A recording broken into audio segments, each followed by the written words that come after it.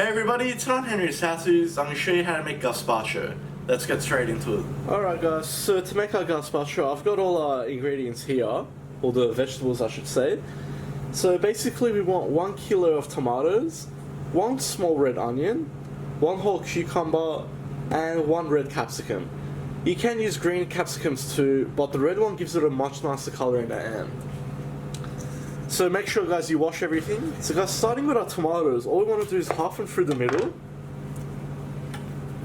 And we want to take the core out, as well as all the seeds.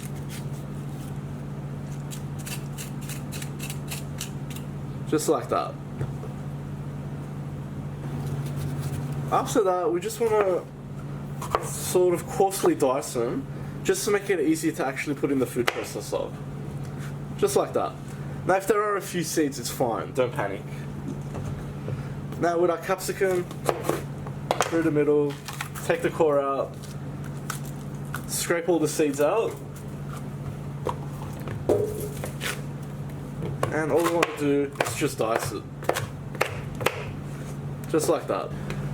Now with our onion, pretty straightforward, just coarsely chop it. Just like that. Now with our cucumber, we'll just take the stem off, slice it lengthways, and we just want to take out the seeds. Just like that. And then we'll coarsely chop it. So guys, that's all our vegetables and stuff there, all coarsely chopped up. So I'll set that to the side. I'm just going to bring across 1 slice of bread. Now this is just stale bread. You can use any bread you like. All we want to do with our bread is just like our vegetables, coarsely chop it up.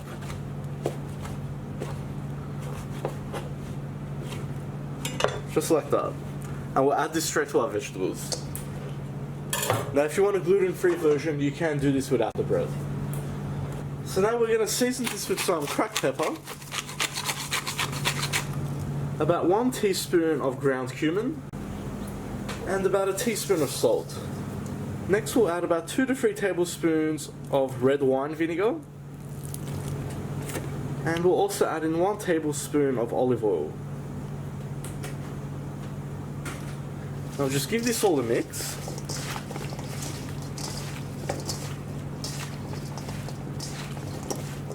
And we just want to let this sit here for about 10 minutes, just to let all those flavours start to develop. Alright guys, so when you're ready to move on, we're going to start by putting all this into a food processor or into a blender. If you want, you can also use a stick blender. Now you may need to do this in 2 or 3 batches, depending on the size. I'm going to do mine in 2 batches.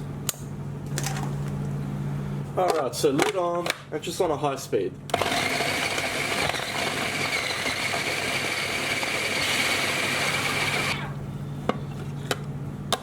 Alright guys, that's the consistency we want. Nice and thick. So we'll just go ahead and continue with the rest now. Alright, so that's looking pretty good now. So all we're going to do is go ahead and put this into the fridge now and let it chill for at least half an hour. Alright, and there we have it guys. I've just served it up with some toasted bread on the side. Now storage wise, it's best to consume this within 1 or 2 days.